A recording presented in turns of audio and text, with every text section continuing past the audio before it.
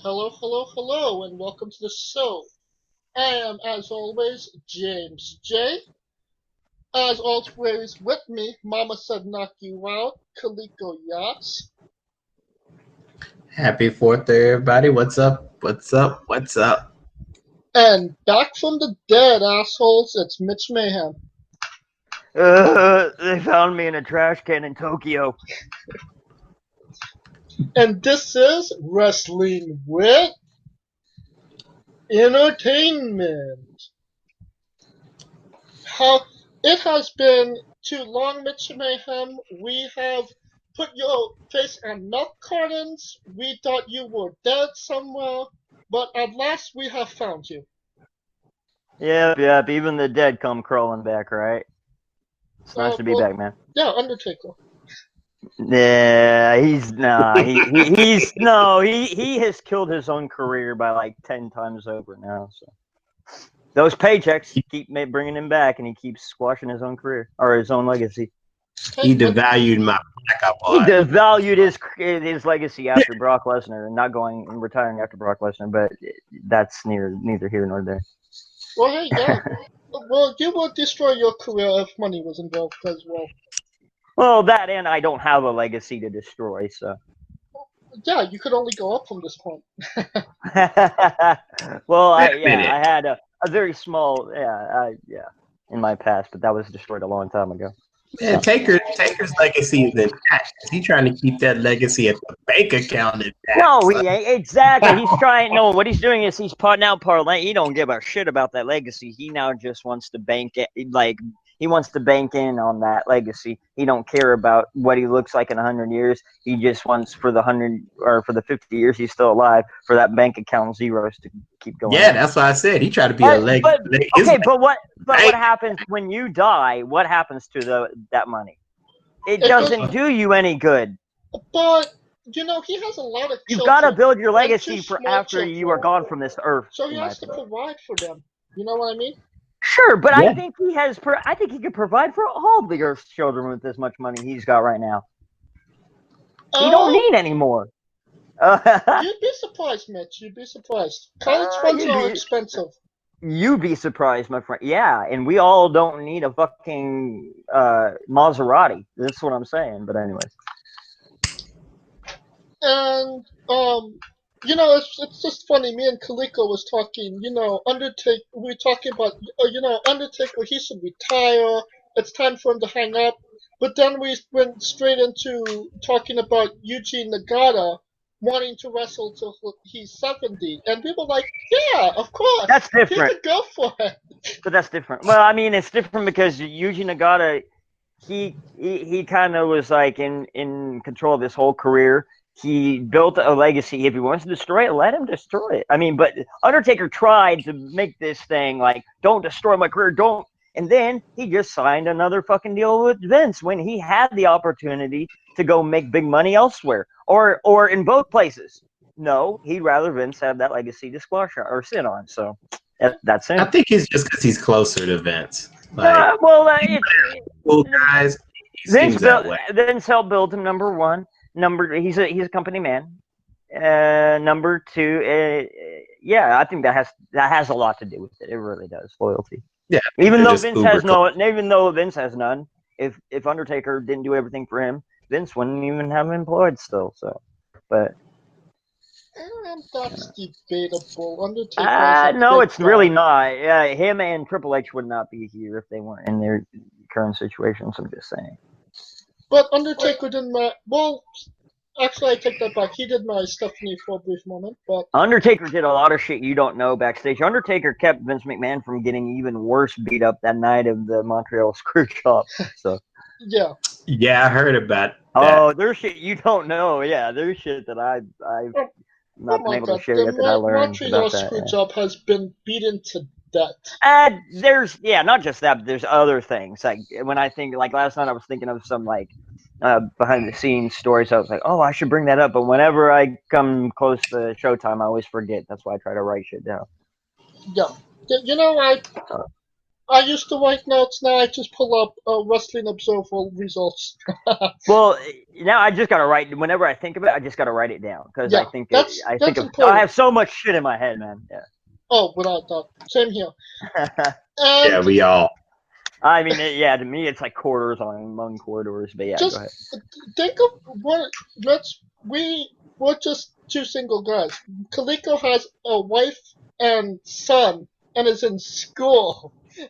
Right. Oh, I know. And I've experienced.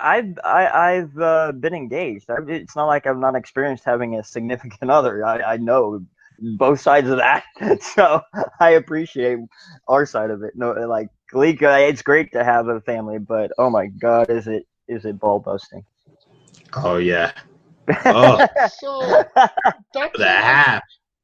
that is. I did not know you were engaged, but we will book self that for another In the time. past, I was engaged. Yeah. Yeah. I know. All right, we are wrestling with a minute of mayhem.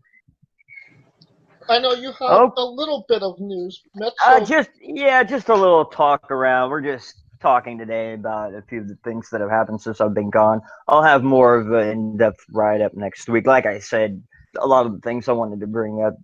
The closer I got to the show, I forgot about them and I didn't write anything down. But I think everyone's thinking about the shakeup that's happened with executive producers Heyman going to Raw and Bischoff going to SmackDown. Now, okay, I'm just going to really quickly say this is what I believe.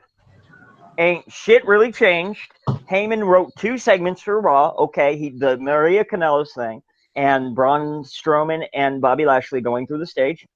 Besides that, it was all the team who's had it in the past. Vince and even to the wrestlers backstage, they're trying to like, because the change is meant to signal to investors. Really, it's more than anything to signal investors that hey, things are going to get better. So what it really is just for Bischoff to work with Fox, and man, is the SmackDown roster pissed that Bischoff is there. A lot of the people that worked in TNA are up in arms. But here's the kicker: Bischoff doesn't have much control about like the daily tapings and what's going on. He wasn't even really there with talent. And same thing with Heyman and the others. Vince is still in control of that. They're really just doing this to tell the investors, hey, don't bail on us, So that's It's interesting. going to be that's all. in 2020 because the XFL should be coming up right Yeah, around next. and then I honestly think in 2020 he's gonna have to give up some of his day-to-day power. Especially when he's trying to. He's got to. And see what I'm talking about, Kaliko, and what I was talking about a few months ago? Just the presence of AEW and a alternative, just the presence has made them and Vince McMahon, whereas in the past he'd say, no, fuck it, let's just keep going forward. It's made him stop and listen to the fans and listen to everyone else saying, this product's shit, we got to turn it around now, or people that have been here with us for 20 years are going to bail. So, and that's what I've been trying to tell you. It's going to get them to not be complacent and respond.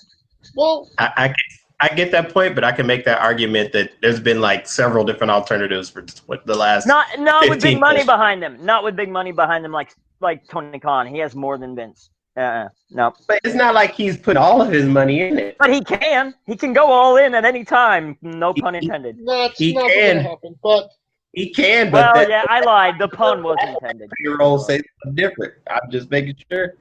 Like that payroll say something different. okay. By let's the way, get on real track quickly though, here. yes, but one more off-track thing, so I don't say it later. Real quick, I just want to throw this out here. In terms of who's got the best roster, in my opinion, it's not even WWE. It's not even AEW. I believe the best roster in wrestling is Impact Wrestling. I really do. Talent roster. They have the best women. Oh, come on. That was you got on Impact. I can name Balls on it. Taya. Tulsa Blanchard, Sue Young, Rosemary. These are just the women. I could go on and on and on the women. The men, I could go Sammy Callahan, blah blah, blah Killer Cross, this that. I'm pissed that they got rid of Sienna though. Yeah, well, I was a big Sienna fan too. I see Jessica Havoc taking her spot. Well, there's rumors that they're moving to a different network very soon. It did, So, yeah. Access. I heard that. They're gonna be. Access is picking them up. that's that's actually Which is interesting because doesn't Access still have New Japan? Yeah, they do the New Japan for like the Japanese New Japan shows, but if they come over here, they don't show the American shows. I don't think That's they do because they used to. Do they? They Yeah, used of course. to. Okay, but their American contract does end this year. Really? That's Their American interesting. TV contract, yeah. Oh, then that would be interesting. Because when they did the shows in But Long Beach and what if Access. there's just what if because of the whole situation with AEW, what if NJPW says we don't want to get in the middle of between you guys, and they go with Impact, just maybe, who knows? Only because of the roster, only because of their talent roster. Because if they lose any of those guys, then I'd be like, nah, maybe I don't think so. But I mean, but they kind of had that. Rosemary just re-signed with Impact. They're trying to get Killer Cross to re-sign, so you never know. If they got Killer Cross to resign, I thought he was leaving. 1 year? No, he already signed a 1 year deal a couple months ago, and then he realized, oh, this deal that I signed is fucking shit because he got a lawyer to finally look over it. And now he wishes he didn't sign it, basically. Oh, well, that's why you should read the fine print. Exactly, yeah. Never sign. This is where you do listen to Joey Ryan. Never sign a contract without getting a lawyer. He signed with Lucha Underground. Look what happened with him.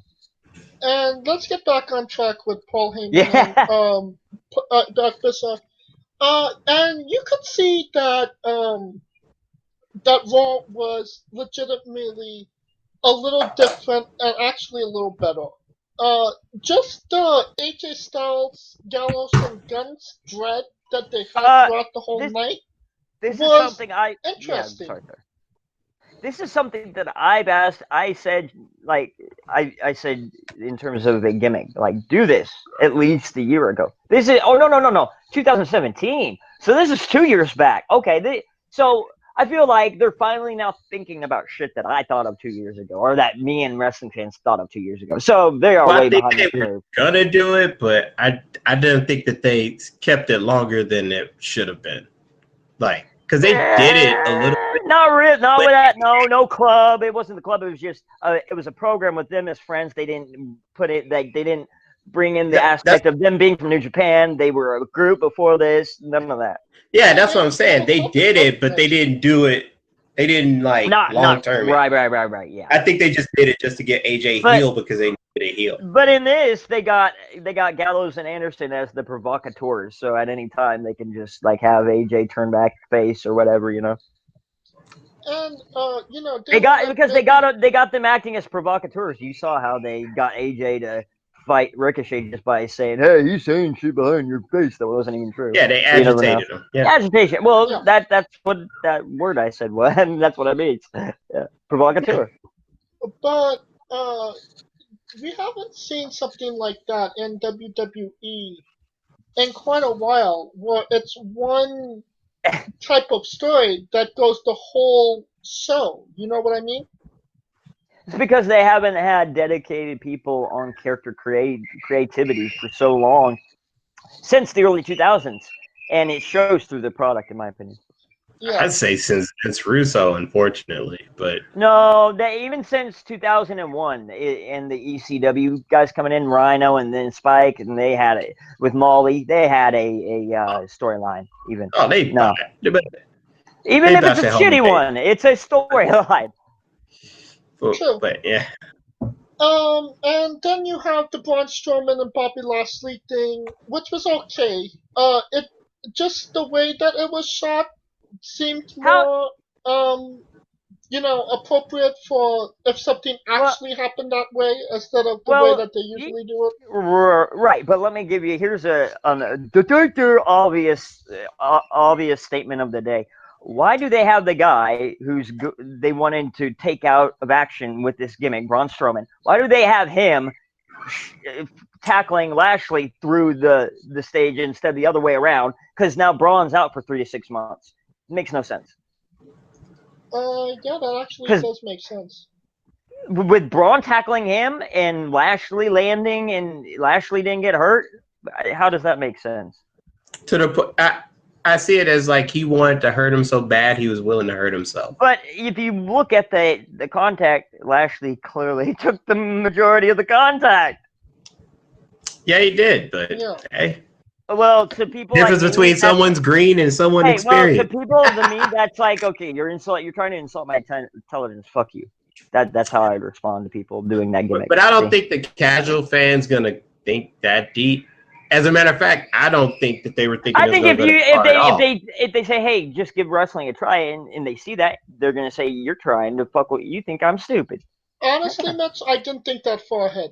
I just saw that two guys went because thing. Wrestling fans don't think that far ahead. But I'm talking about people outside of the product that are just coming in to give it an outside look, to give it a try. That's what I'm saying. But even if him getting hurt by laying the hit, that's no different than football. Like when a safety's trying to like come hit someone over the middle. Yeah, but they didn't told us. They said his injury, which was a torn, like his, some stuff in his back. Okay, well, Lashley landed on his back, not Braun.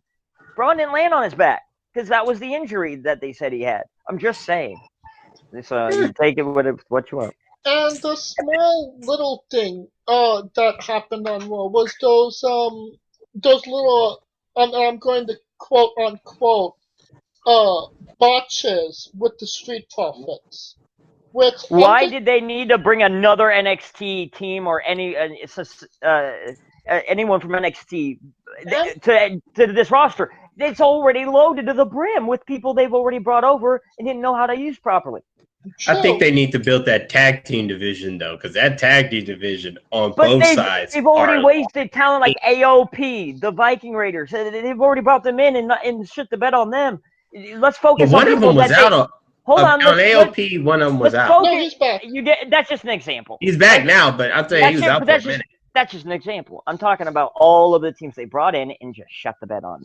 From 2.5 years ago, what the hell's they call it? The Ascension. I'm just saying all the people. They should have been way better than what. I'm just saying all the people that they brought in and literally sat on the sideline. They have so many people just sitting there. They don't need to bring anyone else up from NXT. They don't. But eventually, they can't sit in NXT forever, though. Okay, then cycle the guys that you're sitting in WWE back to NXT, for God's sakes. That's what they did. Tyler Breeze went back. Apollo Crews. There's one or two.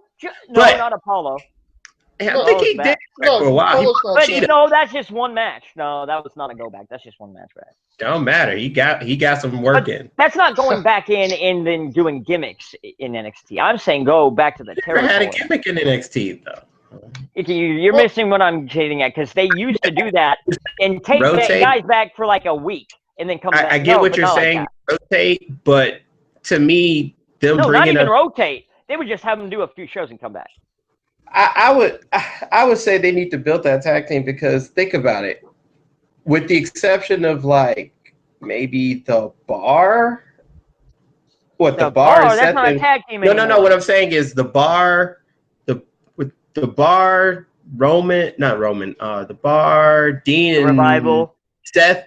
There's not really like a set tag team. What they used to do is take two single dudes, put them together, and make tag teams. I just gave you one, the Revival. But they're still in the mix though. Even though like Bobby Roode it's not as Gable. No. Yeah, like that, and they broke them up. Like you know what I'm saying? Like there's so many of them that they break up and destroy. I get what you're saying, but I think they're just trying to put a re-emphasis on it. But then again, they never really did an emphasis, because I'll believe it when I see it. Exactly. Like 20 years. Give them a chance, Mitch. I have given them how many years of a chance, James? You don't know how long I've been for years, bro. And I've just been sitting. I have so much given up on WWE for now. Okay, well, hold on. I'm trying to tell you this. I got rid. James, real quick, I got rid of my subscription to the WWE Network again. Well, that's not going to be a good idea when we do possibly commentary for Extreme Rules in like a week. Well, I can always get it back, can't I? Or SummerSlam. I can always get it back. I can always get it back. I'm sorry, Kaliko, you were trying to make a point, and me and Mitch kind of talked all over you. Yeah, sorry. Oh no, y'all good. I'm just saying, like, what they used to do with their tag teams was rather they would have like one set of tag teams that was always there, and then some that were floundering. And then what they would do is, since they ran through all of them, let's just take two singles people and put them together. Because like that's what they did with the Bar. That's what they did with Seth and Ambrose. Hell, Seth and Jason Jordan. You see what I'm saying? So they never really. They never really like actually tried to build a tag team division. Hell, with Chad Gable, they had 3 tag teams alone. Chad Gable and Jason Jordan, Chad Gable, Bobby Roode, Chad Gable, Shelton Benjamin, for God's sake. And that's my point. That's my point. I'm agreeing with you. They don't have like they don't really have a formula that they stick to when it comes, other than like them being like, other than the Usos and the New Day, like what other tag team that you really put in that high regard in that company? In all honesty, tag team wrestling is always going to be a secondary in WWE. And that's where AEW has a chance to break out, right? Yeah. It is. It's always going to be secondary because, I mean... And that's where AEW can highlight tag team wrestling. That's what I'm saying. Yeah. You have a point there, Mitch. They can highlight it if they want to. And they got good tag teams coming in, like who used to be called the Super Smash Brothers. I did see their shit. They are good. And they got other teams that I don't want to say anything on that I've been hearing about. They signed, oh my God, Private Party. They are fucking stars, bro. They are the next. That Mark Quinn guy, he is a star. He's going to be a star. We will get into that in one moment because Kaliko, did you have you was trying to say something? No. Let's just get to the main. Let's get to the beef and taters. Let's get to the steak and taters. I was gonna say beef. It's steak where I come from. And steak, we beef, are wrestling. It's what's for dinner. We are wrestling with AEW Fyter Festival. And before we went on air, me and Kaliko were talking a little bit about it. And Kaliko said that he felt it was a mess. I said that it was better than Double or Nothing. No. Well, okay. You guys don't have my opinion yet. The pre-show was utter fucking shit, except for the first match. Utter shit. Like if that's what that and the Orange Cassidy stuff, that doesn't appeal to me. I don't like that shit. It's funny, haha, but it gets stupid after a while. And that Nakamura Turkish oil shit, that's childish, dude.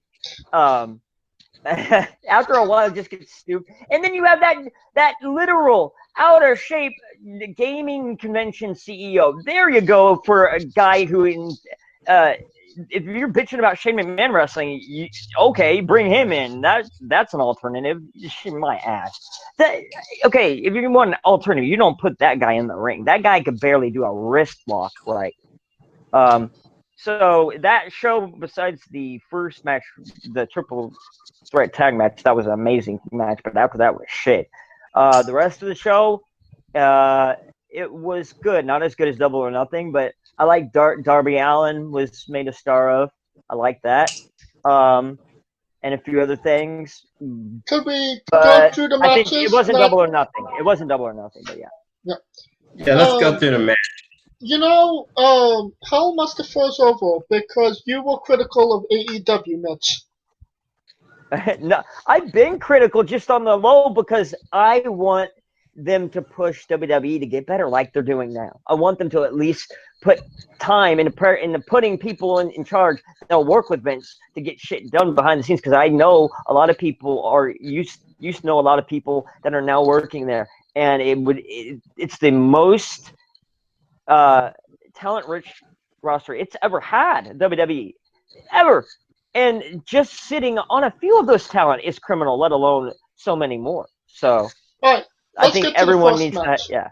Best Friends defeated SoCal Uncensored and Private Party in a triple threat match to win to get a bye in the tag team tournament when they come on TV in September, October. Okay, Honestly, real quick. solid match. Oh, sorry. I would have thought they would have gone with Scorpio Sky and Kaz.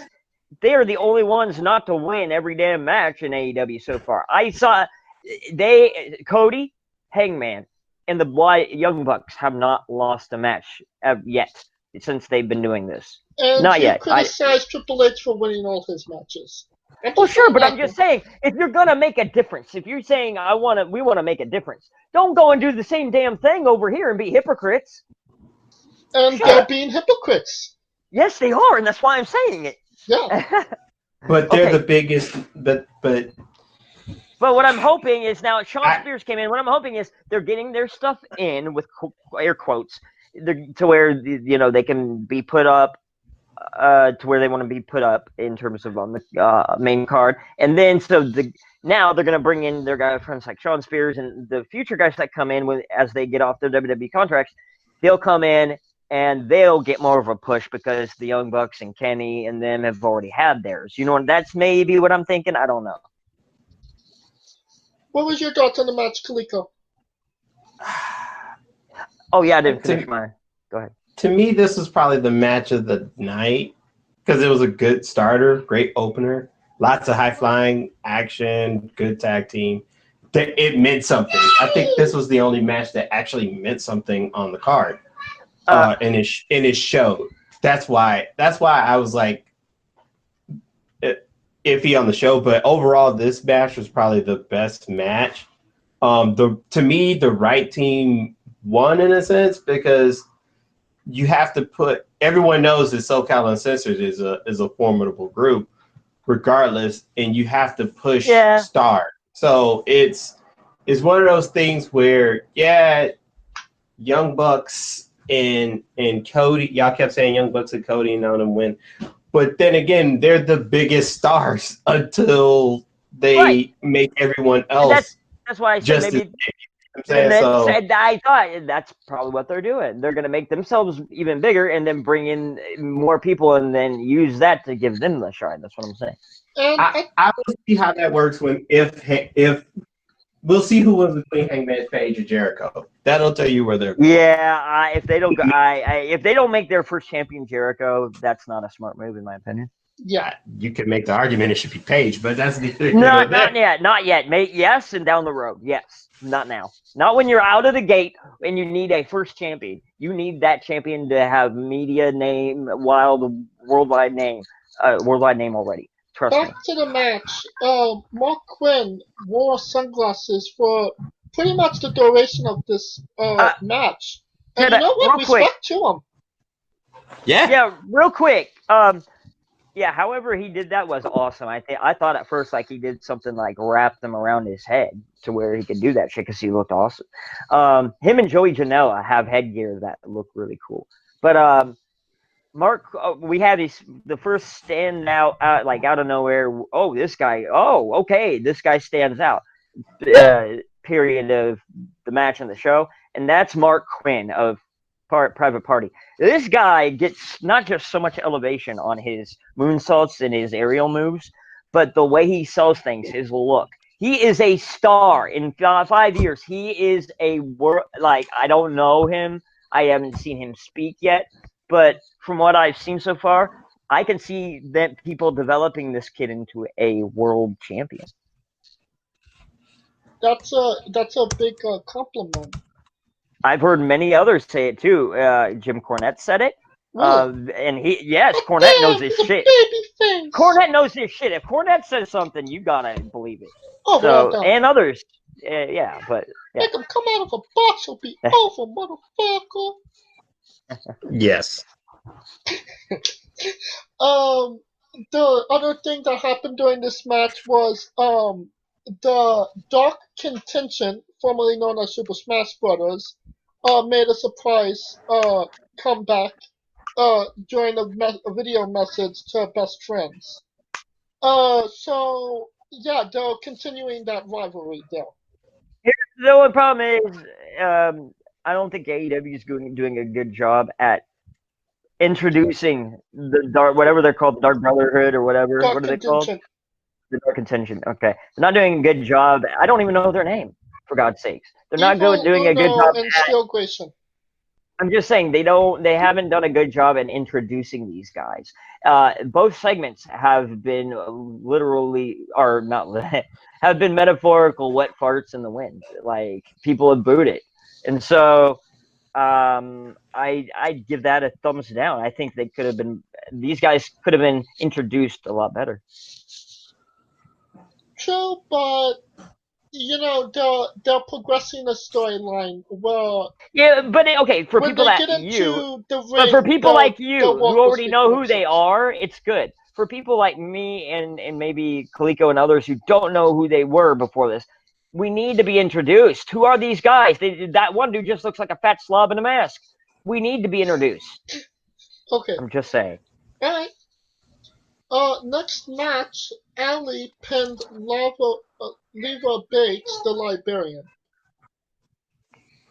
I heard how this librarian thing came about. It came because Tony Khan was just like, they were just saying, hey, man, just shoot ideas, whatever you want. And Tony Khan literally shot this idea. Hey, how about a wrestling librarian?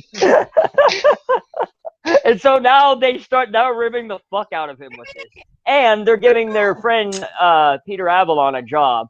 They already had this for Leva, but they were like, well, let's just do it with John because this is so ridiculous. They do this behind scenes. This is a joke behind scenes where they do this thing. So it's behind the scene. It's an inside joke, and it doesn't come out on camera well. If anybody could pull off a Liberian, it's definitely Leva. But the joke, here's what I'm getting at. The joke is an inside joke to them as friends.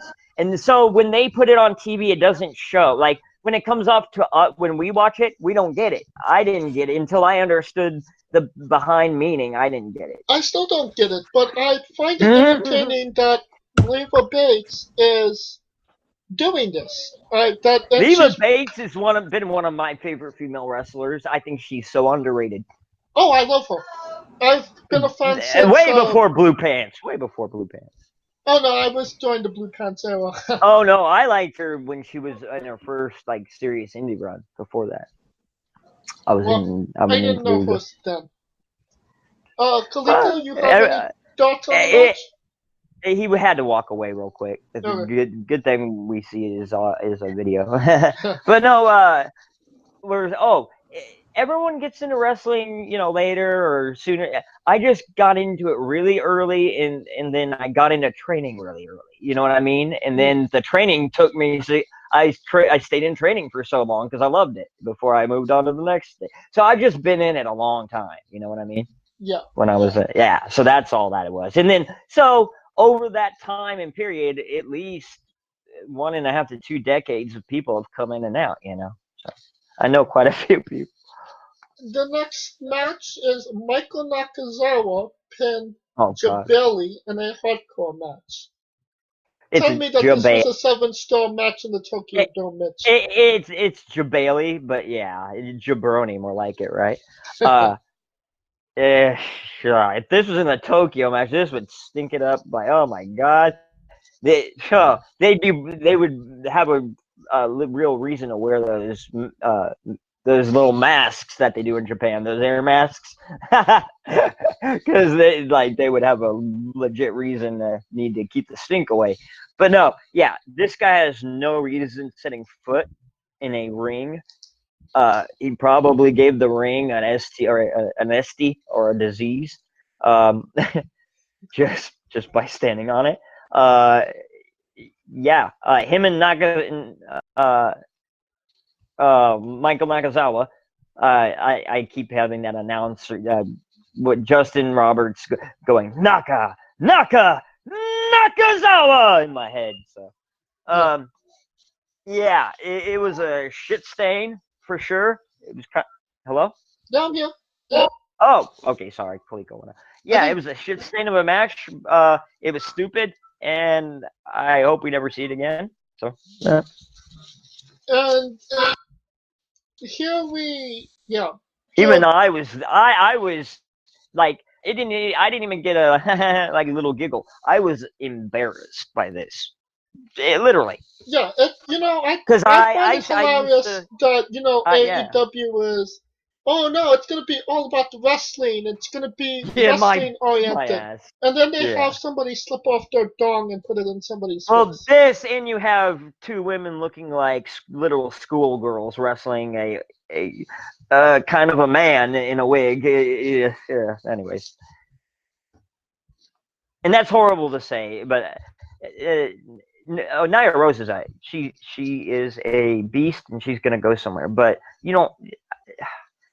Those girls look like literal schoolgirls wrestling her. That made no sense to me. We'll talk about that when we get to that I thought that was the match. next match. Okay. Uh, the next match, Chima pinned Christopher Daniels. Oh, that's right. We're on What? the main card now, and this Right. makes sense to me because Chima is gonna fight Kenny Omega at Fight But, for the okay. Fallen. Here's the thing. Why do they keep putting SoCal Uncensored and Chris Daniels in like the first match of the card? Chris Daniels, he could be in their like main event, a semi-main event.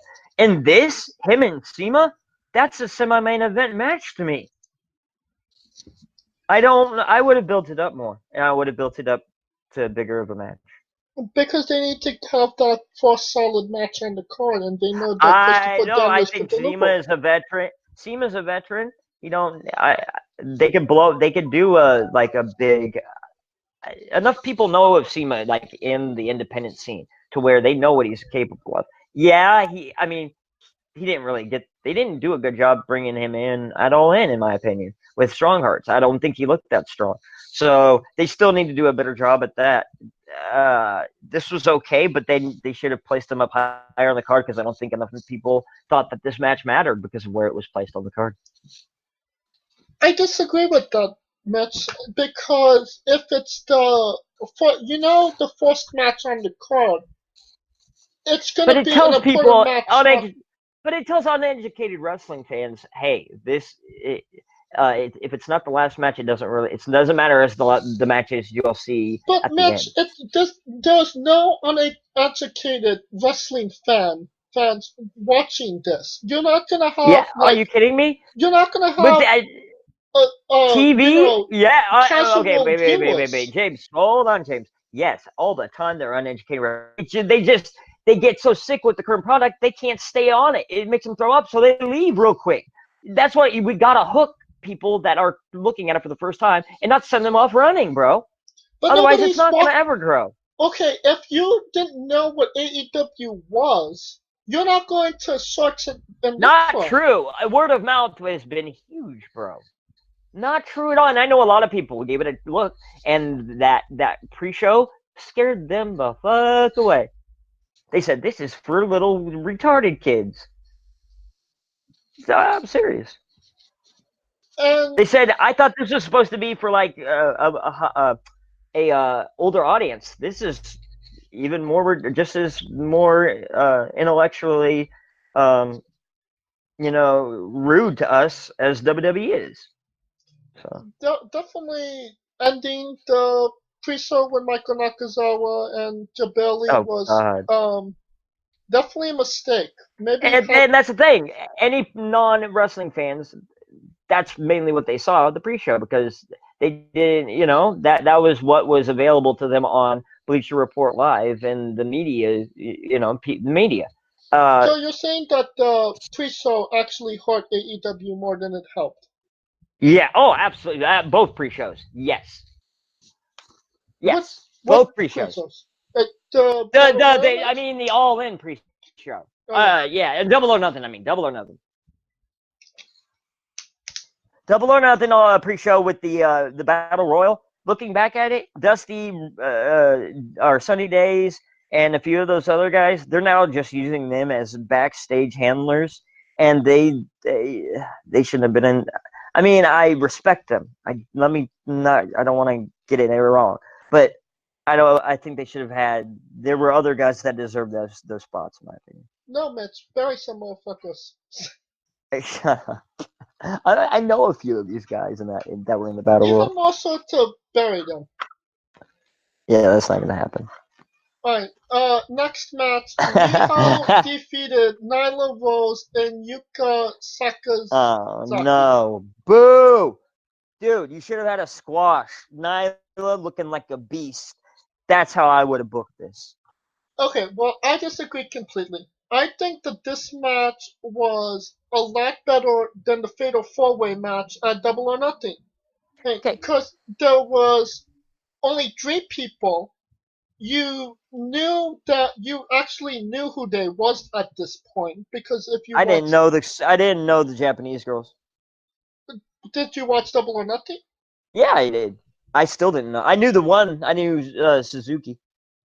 Okay, well, some people that actually paid more attention than Mitch Mayhem have knew who these girls was just from that knew one what the names match. were, right? Yes, and I think they did a good job of telling a good story, and even more so, having a really good match, especially with maybe Nyla Rose, who doesn't have maybe that much ability. Okay, well, let me explain something to you. To the American wrestling fan, especially, when you have a bunch of it's just like, say, a 6-woman tag match, all of Japanese women. It makes it hard to differentiate people are wrestlers, and harder to point out, oh, this one's a star, this one's a star, this one's not. And then so they all bleed together, kind of. And so that's how it's been with me. Since I was a kid. If I see a lot of the same kind of looking Japanese wrestlers, they all just bleed together. So yeah, and so I believe that it's like that for a lot of other people. And so you have to define yourself of whatever nationality you are, and I'm sure it's like that when you're a bunch of white people to whatever other it's a Japanese crowd. You know what I mean? So you got that does matter, and so when you have those girls against Nyla Rose or different opponents other than just other Japanese wrestlers, that's when I think is the first time people like me and others finally get a chance to look at them outside of that bubble, if that makes any sense. Yeah, in some degrees, and Well, it that does. I'm just not saying it right. Trust me. yeah, and I think that having this match did differentiate these two girls And from. but I'll tell you why I would have done Nyla Rose squash. Okay, you have a opponent that can stand up to Awesome Kong. Nyla Rose and Awesome Kong. I don't know why they don't have that already lined up. And that would make just the feud alone would make Nyla or bring Nyla But Rose to the why big build it dance. up now when they're not when they're gonna build up Awesome Kong? You Build up Awesome but Kong you first, and then No, actually, it's the other way around. You want to build up Nyla Rose, who doesn't have a name yet, because she's one of your wrestlers who's wrestling almost every damn show you do. So you need that. That's one of your go-to. You're not going to have Awesome Kong every show. You're barely going to have her twice a year, I think. So you need to build up the people you have every go-around, James. um Trust me. I disagree, That's how they're thinking too. I know that's how they're thinking. probably, but I think differently, and But I'm telling you, that's how they are thinking. Like, yeah, out of that camp. but yeah, no, I was And I happy agree with with it. how this match went. Huh? Say again. I'm sorry. I was happy with how this match went. Yeah, you seem happy with it. I would have done it. What I would have done when she did that double power slam, I would have ended it right there. She had him squashed, and that would have been a good end. That would have been a good go home. And For me. Alright. Next match on the card, Hangman Page defeated MJF, Jungle Boy, and Jimmy Havoc. They started the They started this with an MJF promo that I just thought was excellent.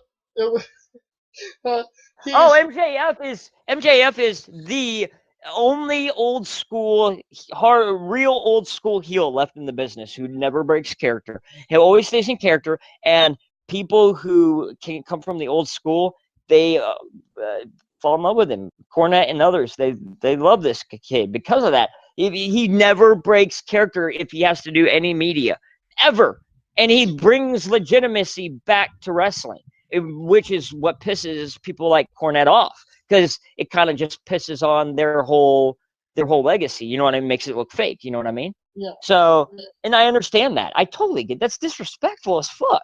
So you gotta pave the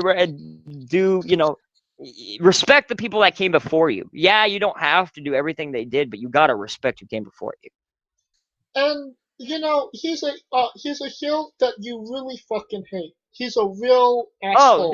that's And what I mean. Like a real old school. Like he will literally go and do something in real life to piss you off yeah, to get heat in the ring. Yeah, he is the last old school heel who keeps his dickish ways outside of the ring as he does inside, because he understands keeping that character at 24/7, making everyone think he's really like that, equals money, dollar signs. yeah. And going back to the match, Luchasaurus and Jungle Boy. Oh, A that's money. That's another money team Yeah, right there. But this go was ahead. a Oh, match real made quick, in did you Gimmick see the Heaven. pic? Did you see the picture of? They knew each other from when Jungle Boy was 11 years old. There's a picture of him standing over Austin, aka Luchasaurus, Damn it, without the mask or kayfabe anything, and they Mitch. were in a wrestling training. Yeah, Uh, but he was 11. He was 11, or Jungle Boy was 11, and Austin or Luchasaurus was like 22. and Isn't that cool? that is pretty cool. I think when I was watching NXT this week, they said Matt Hardy was at Trevor Lee's No, board. okay, but here's what I mean by what I'm saying. Like they were literally hanging out at when Jungle Boy was 11, he Yeah, was hanging out with Luchasaurus. They were buddies. yeah, no, I get it. They And they and then and, okay, so here's the thing: they haven't been hanging out or anything since they've been wrestling, but now in the last year they came back together, and now Luchasaurus posted that picture on Twitter, and everything's coming together. They didn't plan this. This all came together. See, so what I'm saying is a lot of people in wrestling, regardless of when you came into it, it's like a big ass family. A lot of people know each other through degrees of separation. You know what I mean? And yeah, every once in a while, you will cycle back through someone you came across in the past. You know what I mean? It happens all the time. yeah. So. And it's just a match made in Gimmick Heaven. Jungle Boy Oh, with for sure. Luchasaurus. And it's to me, it's awesome. Luchasaurus, he should have been in the WWE in 2014. It's a long story, but he was one of Dusty wanted it. Dusty really fought for him. Really, that's He passed interesting. away. Yeah, and when Dusty passed away, here's the thing. Uh, the reason why Luchasaurus didn't get a crack at it wasn't because he wasn't good or nothing. It was injury. He had injury, and then he couldn't, and then he gave up on it. Yeah. So, yeah. All right. So I'm glad to see him back in it. I'm All glad to right. see him Now back. just talk about the elephant in the room. Hangman Page actually won the match. Okay. Going back to what I was about to say, I was meaning to say about this. Okay, here's the problem I have with this match: the outcome, because you have MJF, you have Jungle Boy, and then you have Jimmy Havoc. All of those, in my opinion, right now, I think are upper main card guys you need to build up. And so by having them lose to Hangman, it, in my opinion, hurts them. I would have gotten someone else to face Hangman, and then I would have put in a fourth guy, maybe Joey Janela, and then put someone else with Ambrose or another fourth man in with those three and given that one to MJF. No, I would have left the match alone. Have I MJF don't know. I pin think you need Jungle to Boy. build MJF. I think you need to build MJF. That's what I just said. That Bill. Oh, say again. I'm sorry. Listen to me, Mitch. uh, have MJF pin Jungle Boy. That is the money. That's the heat. Okay, but with them building up Hangman, you know they're gonna want Hangman to go over, so that's not gonna happen. So what I'm saying is, But it's so if losing the that's match without actually losing the match. He would but have they're not. nothing to But there's involve. okay. But you got to understand, it's like wishing Shane McMahon would lose, but it's not going to happen. So we got to go to understand. Okay, but they're not going to do that. When no matter how much we want. So he's part of the family, dude. He's like the McMahon's on the WWE. He's not. You He's got know, preferential treatment right now. they So were like, AAW was like, no, it's going to be raw competition. It's going to make it more like a sport. well, But like I said, at first they're gonna build up guys like Hangman, and then they're gonna give the rub to as more guys come in from other places. They're gonna give more of a rub, sure. But right now, they are for sure giving themselves preferential treatment. Absolutely. and and you say they're going to give these guys a rub down the road, but that might not happen. That If this that doesn't, this I will be up in arms, and you will hear me as the first person to shit all over them, James. all right. Well, I'll hold you to that.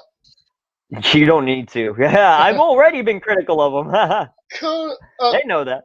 Cody went up against Darby Allin in a 20-minute time limit Oh my draw. god. This is my Oh first man. time seeing Darby Allin. He Mine was too. he's an okay wrestler. He more or less got the shit kicked out of him the whole duration You of know this what? match. You know what? He reminded me of me when I wrestled. Because I'm not joking. I was small and kind of thin or skinny. But I had a pit bull mentality. I never quit, and I took a shit ass kicking a lot of the time.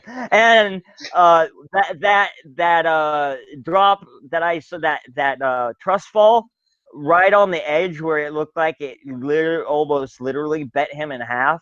Oh god, because I felt that happen to me, and it's like that. I went through that all over again in my head when I saw it happen. I was like, oh my god. Yeah, That it's like amazing that the could amount. seriously he could not be wrestling anymore from that. If he had bent to the right a quarter of the inch more, he would have his spleen could have been literally busted in half. It's amazing how much punishment this guy actually took. I took a lot. That's why I was like him. Because I was a thinner guy. I thought, okay, I'm just gonna have to take an ass whooping and like prove myself, And so through that, you earn respect. But man, it's after a while, all the migraines and all the shit that comes to your body, it's not worth it, man. Or it doesn't seem worth it after a while, Yeah, if I was able to It was become a hard to wake wrestler, up in the which morning. Yeah. I'm there's like a snowball chance of hell of that actually happening, I'd just be a heel that would do one move, and that would be the headlock. And I would hold that lock for 20 minutes. No, when I was, yeah, I used to do rest holds when I was heel. Okay, yeah, when I went into my heel mood in like the 2000 or late 2000s, people got pissed when you didn't give them good wrestling. So yeah, you just go to rest holds and you just go to mat wrestling, and that's all you need Well, to that's do the for point. It's piss heat. them off. Here's the point. It's easy heat. Any wrestler, it's kind of easy. You need creativity to come up with something new. Or I mean, it's creative if you can come up with something new. It's not creative to just come up with that. That's easy. Any old wrestler can say, "Hey, go to the mat to piss off the wrestlers." See what I'm saying? Well, Like, that's yeah, why I wrestle, Mitch. it's also heat.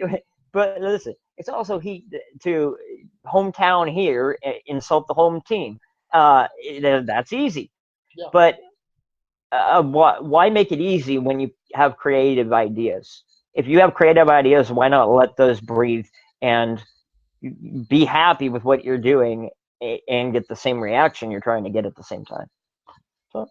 So, do you That's think my opinion. that this match made Darby Allin look good or make Darby Allin look bad? Good, absolutely. It made Darby Allin stand out. It made him to where he's not just in my eyes a small looking jobber. That what was it? The body bag where he kept getting up in the body bag. That was a good spot. I like that. Yeah. Because it was a metaphor. He kept killing him, and he kept sitting up out of the dead. Man, that's a metaphor. You got to look for the metaphors sometimes. So I loved it. Darby Allin. I think they're rushing too much by putting him in that 6-man tag with all their other like more upper card talent like Jimmy Havoc and stuff. I think they're maybe pushing the trigger too quick on him on that. But this was a good first step. I will say that. All right. And now it's time to talk about maybe the most controversial topic of the night, and that would be the chair shot from Sean Spears. Oh, that's not controversial at all from me. And if you want to hear, go ahead. I want to hear your. Go ahead. I want to hear what you think about it first. I think that they tried something that was supposed to be. I know exactly what 100% happened, safe. so I'll tell you. Go ahead. I think it was supposed. They tried to do something that was supposed to be safe, especially with everything that they've gone up to this point with. Oh no, we want to progress the wrestler's lifespan. And it went horribly wrong.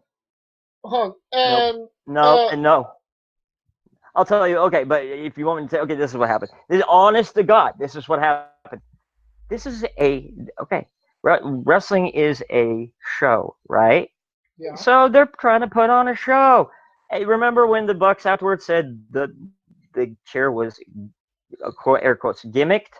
Okay, if you look at go back and look at the chair.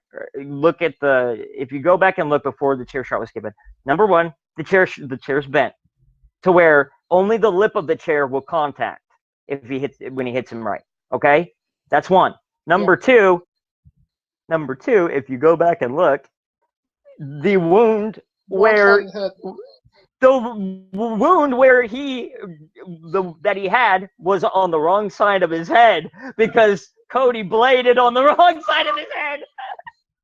It was a blade job gone wrong, bro. So it was definitely. You're saying that it's definitely a work. Okay, this is what happened. Oh, it was absolutely 100% work.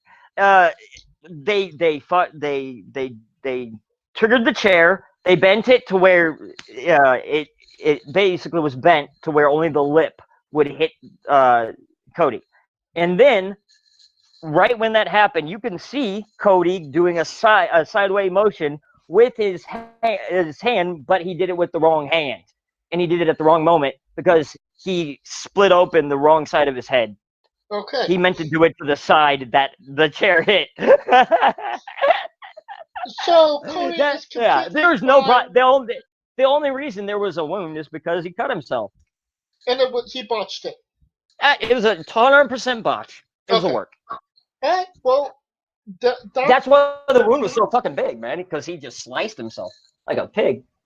Alright, so could we say that maybe the chair shot knocked rattled his brains a little bit to the point where he cut too much?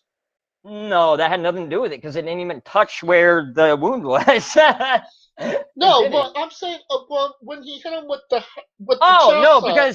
because I saw no, and I was told and I saw Sean Spears he had the torque to where the lip was going up, his elbows were in.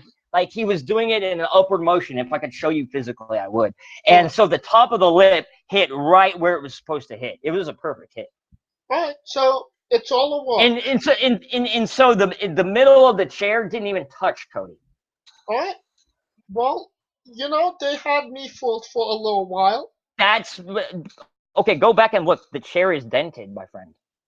Yeah. If you go back and look, it's dented for a reason because they've got to be able to miss that the central seat of the chair. They can't let that contact. They got to have the lip of the chair contact the head. So that's why. But could we maybe both agree on the fact that it may have not been the wisest decision to have an unprotected? Oh no, and it turned people. But here's the thing: this is wrestling. People are saying there's no surprise in wrestling anymore, blah, blah, blah. So why are we shitting on them when they try to do a work for once? And they try to put the wool back over our eyes. You know what I'm saying? If they can't win for losing. So, I mean, I say let them do their damn jobs. All right. Let's get to the next match. Kenny Omega and the Young Bucks defeated Laredo Kid and Lucha Brothers. Once Laredo again, Kenny Kid, Omega, man, he's so underrated, in my opinion. I think he should be at least. He should have been in AEW. He should have been with the AEW crowd a lot sooner, in my opinion. Okay, this is my thing with luchadors. You know what you said, like all the ancient goals. Yeah, Japanese wrestlers and yeah, they all blend together. I feel that way about luchadors. It's the same. I was gonna say it's the same thing with Japanese wrestlers and masked luchadors. I'm glad you brought that up. Thank you for clarifying. Yeah, I'll agree with that. You know, despite with the exception of some like Rey Mysterio or Penta El Zero, they just kind of bleed together to me. Yeah. There's a few that stick out to me, but that's because I speak Spanish. I learned Spanish when I was not like heavily fluent, but enough to where I understand what they say and shit. And so I'm into like La Parca and guys like that. Oh yeah, La Parca. But yeah, still, it was a solid match. Kind of disappointing that these guys did lose a match. Going back to honestly, it was just a normal match to me. If there was nothing that stood out to me, nothing besides cool moves. Like, oh, they dressed up as Street Fighter characters. Okay, ooh, it's some cool Young Bucks and Omega move. Okay, what? It wasn't anything special. And in all honesty, I would have rather them not have the Street Fighter gimmick and had the bikini girls on for the whole duration of the show. And honestly, they gotta stop doing like the stupid jokes for gimmicks. Like it only goes so far, and it does come off stupid. It really does. Like the Fyter Fest, them doing the jokes about the Fyter Fest documentaries and shit. It only goes so far. Like it's like WWE. At first, it's a giggle, but then it's like it's eye rolling almost. But that calls back to the Fyter. I know, but. Right. Oh, well, yeah. No, that's Kenny Omega. He did that, and he's like, I want to do this. I want to make the pay-per-view about this. What he did was copy what happened in real life about Fyter Fest. You do know that, right?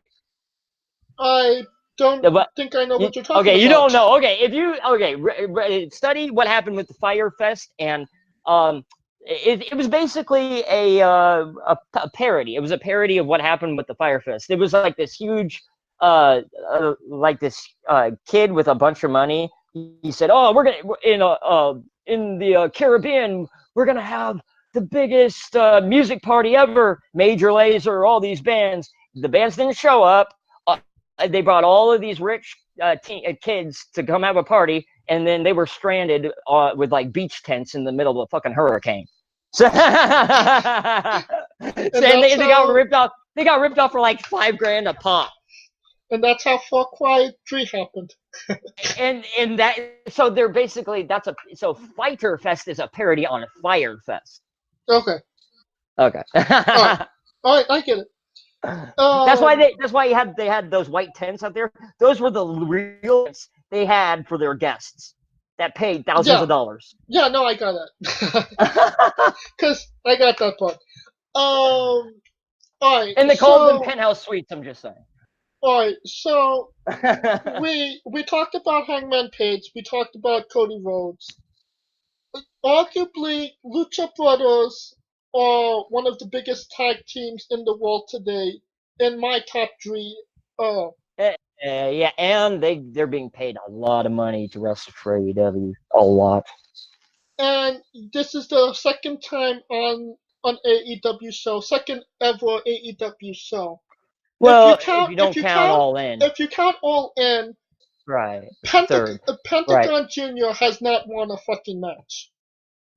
That's crime, in my opinion. That's what I'm saying. Like, why didn't they at least, like, okay, maybe separate Kenny Omega from the Young Bucks and give Penna and Ray Phoenix a win? You got to.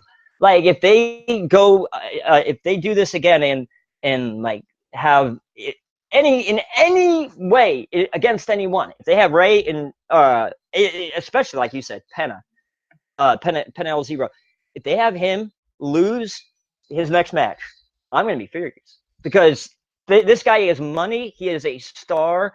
He is one of the few Mexican stars who can talk, like not just talk, but he's like on par with people like The Rock and his heyday. Like, Okay, serious. Mitch, I'm gonna kayfabe you for a moment here. I've met, What's up? Penna? Puerto, Oh, and he speaks perfect English. does he? I didn't know that. Yeah, like I would have never known that. Yeah, because like I walked up to him and I was like, I'm not sure. This like, is he gonna understand me? And then he said like, Hey man, how's it going? And dude, like, that's such. You know what? Okay, hold on. That's brilliant. You know why I'll tell you that because I always thought he couldn't speak that good of English because he would act like he couldn't but then next to his brother next to him always perfect English. So I was like, what? That makes no sense. Yeah, no, he speaks but he plays it off, doesn't English. he? He plays it off, doesn't he? Yeah. Yeah, that's perfect. That is, dude. That is now that I know that, that's genius. Thank you for telling me that. It caught me completely off guard. Like, I was dude. like, Yeah, I respect him even more now, knowing that. Honestly, especially when you have to read awesome. subtitles on Impact Wrestling. That's awesome. Actually, that's awesome. aren't those subtitles made by our good friend Scooter Dust? Ah, yep. Yeah. That's true. Yeah, awesome. Okay, so Kenny Omega's obviously the promoter of this event. This one. No, well, this event, yeah. The main guy is obviously Cody. Cody went from the gorilla position literally to walking on the stage for his match. If you caught that. What I mean is that Kenny put the show on. There would not be a Fyter Fest if it AEW show if it wasn't for Kenny Omega. Last year he worked with CEO to do another kind of like fighter game with festival thing. Right. So this was Kenny's deal. Yeah. So obviously he's gonna give himself the win because you know that's what. No. Okay. Wait. This. Okay. It's like when I say this is his deal. They all have like their things that they did, but as AEW, they're as a family, they're bringing them all together. So this is their deal as the elite. This is an elite their show, but it is a Kenny Omega brainchild. If that makes any sense. Yeah. Okay. So I could forgive Hangman Page winning. I could be okay with. Not with MJF. I think you need to push MJF. Hold on. I could forgive Cody and Darby Allin going to 20 minutes if Kenny Omega and the Bucks lost. Good. Real quick, they need to do more non pin or submission finishes because then that makes wins and losses more of a thing. Like that makes it to where like it affects people more. If you can take a certain guy to a draw, that'll help a guy more. I think that needs to be done more. Because I think just the draw helped Darby Allin. I really do. Well, yeah, it made him look good, but and so that if you don't have to beat a guy to look good, I think that's something you need to stick to. Back to what I was saying. Sorry. I would forgive all those things happening if Kenny and the Bucks would lose this match, especially against Lucha Brothers, who need feedback against the Bucks for beating them at Double. And by the way, no offense to AAA wrestling, but I don't watch their events, so I didn't see the Lucha Brothers. AAA does not book well. I can tell you they're not good. So yeah. But real quick, I don't watch AAA. You do know real quick before I didn't see the Bucks lose to Lucha Brothers for the championship. So real quick though. Real quick, you do know Neville before the whole thing with Neville and Hangman, and that's why Neville said on second thought, maybe I'll wrestle with you guys, maybe I'll join you guys in like a year or so, but not now because he didn't want to lose to them. He saw what was happening. He saw that they were going to put themselves over, and so he's like, my character is important to me too. But it was originally supposed to be Neville and the Lucha Brothers versus Kenny and the Bucks. That would have been really good. That would have been really good. That would have been really good. And Neville's gonna come back, but it's just they're working with him. They're working with him right. They But listen that to would have him. been a They didn't second loss force. for Neville. They didn't force him to be like, no, you're gonna take a win, lose, because he didn't have to. He wasn't signed yet, you know. Yeah. So, but they're not being dicks about it like the WWE did. You know, they're trying to behind the scenes work with wrestlers. That's why I like. That's the main thing I like AEW for a reason, because it's the boys promotion. It's where the boys have more control. It's where the boys can get more money and can get more notoriety and shit like that. You know what I mean? And more, and they can have their creativity showing off a lot more Okay. there. Well, Whereas WWE, they'd be really lucky to get any all right. camera time, let alone any of the stuff that I said. So you said that Darby Allin losing and building up Hangman and Cody, and the Bucks and Kenny. That I like makes Cody, but I like building Cody. Cody, he's a that legit. makes when they lose more significant down the line. Well, Oh, the yeah. Lucha Brothers again are arguably one of the greatest tag teams in the world today. They don't Right. need to make their names up against the Young Bucks. But Why I think did a they- win against the one, but a Lucha Bro win against the Young Bucks would put them over. I think the Young Bucks are considered better than Lucha Bros because of all the T-shirts and all that shit, Hot Topic, all because the mainstream media. When you have so much mainstream media attention, it doesn't matter if you're a better wrestler or not. It just, the perception is reality, and so when you have so much flat, the Young Bucks, they have the attention, but they don't have the skill that, in my opinion, in your opinion, that the Lucha Bros have in terms of 1 and 2 on the Indies. But I think Lucha is 1 and the Young Bucks are 2. But and so I think this might be some like smart shit on the Young Bucks behalf. Honestly, I wouldn't be surprised. I don't know. I can't be honest. I can't be sure, to be honest, but. Yeah, I think this pay preview so far was telling of what direction they're going with. But then they'll go down. But then they do the right thing and they do exactly what I say. Like, well, if they're gonna have the Lucha Bros lose like at Double or Nothing, they better go to Mexico and drop the titles back. You know what I mean, or something like that. But then you don't get half the notoriety that you do on American TV. Yeah. So it's fucked. All right, next match: Jon Moxley pinned Joey Janela in an unsanctioned lights out match. I love this match, and so many people shit on this match. Fuck them. I love this match. Yeah, fuck them. This was a great match. Dude, this was like back to my roots in like 2004. I mean, oh man, I remember when I hate it. Like I never could do that. Like fluorescent like tube wrestling shit. I could never do it. But I saw the people who did. Oh my god, it was real, dude. They were really hitting each other with light tubes. Like it's not a joke. That's insane. It's yeah.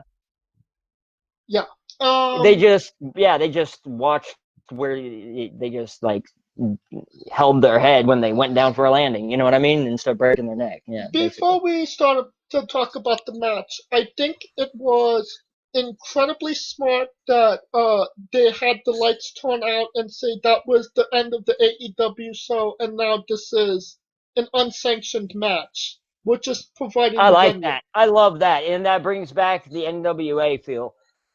Oh, well, I don't know about the NWA feel, but no, I mean like the unsanctioned, like the NWA will not be sanctioning this. No, I'm saying that right, and then they go into making it, hyping up the fact that this is not a match you would see in the media or on TV. That's what I mean. And the second thing I bring up is that Moxley did not come out as IWGP United States champion. No, and that's commendable to the AEW people. You don't want to mark your champ. That's the problem with what IWGP or New Japan did. See, when you see New Japan and then they come out with different belts and different companies' belts on them, you're like, especially when it's on TV in Japan or wherever, you're like, what? That makes no sense. So for the people who are just tuning in and learning about AEW or wrestling as a whole or coming back to wrestling, they need to see the AEW champions on AEW TV, or if they see a AAA or whatever champions, that needs to be verified or clarified. That needs to be heavily clarified. And I think Jim Ross is smart enough to see that coming a mile away. And the other thing that Moxley wrestled in camouflage pants, which is a completely different look of He's just flopping around with some, like, it's not. I mean, it's in the realm of what he's going for. No, so what I mean is that it's a completely different look than what he had in New right, Japan. right. And which But I think is actually pretty smart. That you have one look in this place and another look in this place. Which is no, what I Jericho mean is, doing I don't think thing. that's what he did though. I think he just was like, oh, okay, I'm gonna wear shorts on this day, and then he didn't, and then okay, pants on this day. I don't think he's thinking that far ahead of it. I think he's really that chill, and I don't think he's that tight about that shit. What I meant was, I really think like it's not that big of a thought out thing to him. He just wore what he wore on the days that he wore. Like, I wouldn't be surprised on his next AEW match or next New Japan if he wore what he wore on the other show, or something pants. If you wore pants on AEW going on New Japan with pants or shorts on AEW, you know what I mean? Yeah. Well, we have a month of Jon Moxley to cover in the upcoming, so we're definitely gonna find that out. Oh, real quick, he's been doing on his in between when he's home for when he's not doing New Japan, in between when he can't do any TV or anything, while the off season's waiting for TNT to start, which I believe is going to be Wednesday Night Dynamite, and I think it's going to be starting on the first week of October. So, okay, just want you to put that out there. First. Yeah. Yep. But what was I getting? Sorry, what was I getting at? I'm sorry. I see too many thoughts at once. What was I saying? Jon Moxley, wardrobe, and the G1. Oh yeah, no, the Indies. Okay, so he's been wrestling going around wrestling other small indie promotions while he's in between New Japan and waiting for other AEW shows. And so I saw him versus Big Cass XL and a few others. Dude, when he doesn't have to go on TV, he comes into that radio song, the Dirty Deeds, da da da, Dirty Deeds, da da da song. I swear, he fucking comes into that song. Do you know what I'm talking about? And the funny thing is that he's not Dirty Deeds anymore. He's not. But that's still one of his moves. That's still one of his moves. Is it? Yeah, it's the Death Rider and the Dirty Deeds, yeah, or the whatever it's called, yeah, you get both of them. No, they renamed it Death Rider now, I think. Yeah, well, okay, it has something to do with his pad, and he's still the dirty, the Mox. It still fits him. Trust me. It's still, But I just found that funny when I heard that, because I was like, because you're on the indie scene, you can get away with playing a copyrighted song if it's in the night, in the arena and not on TV. And when I heard that, I was like, Dirty Deeds, da da da. I was like, oh shit. I can't remember who it was, but somebody came out to Eye of the Tiger. I can't remember either. Yeah. But so my favorite, real quick, my favorite independent guy, independent tie-in with like a song they came out to is Dan Severn with "We Will Rock You." That in terms of like the best matching. Oh, without a doubt. Yeah. All right, this match, I feel, made Joey Janela, because I didn't feel like the match at All In against Hangman Page was all that great. I shouldn't have believed that Penelope Ford looked better in that match than Joey Janela, and I feel that this was the crowning moment of Joey Janela. Okay, way before this, I have been a Joey Janela fan. I have friends that know him, and I have seen his work, and I think he's like a year older than me, or just my age. Like I have a lot in common with him, and I've known him for a while now. since him and who was it? Oh, that the guy's name right on the tip of my tongue. You see a clip of him on Botchamania. They fell off the like a roof, and Janela almost killed himself. But I forget the name of the guy. Off the tip I of my heard tongue. about that. Haven't had a chance to Google it yet. Yeah, and this happened like way back in like 2008, 2009, 2010. So I think, yeah. So, but as I was getting to, sorry. There's three guys that besides the elite, like and SoCal Uncensored and the group that is on being the elite, three guys that stood out to me. Besides Jungle Boy and and Luchasaurus. I didn't know Luchasaurus was back from injury yet, honestly. And he wasn't Luchasaurus. He was Judas Devlin, or back in the day, or before shit that happened. And he had to give wrestling a break at least. But getting to what I'm saying, three guys that I already saw as names. They needed to be pushed to bigger names, but three guys that I saw as of now, with the roster they have, with what they have to, like, how they got to spread it, they have so much room. They've got to spread the talent and the resources they have wide enough to fit.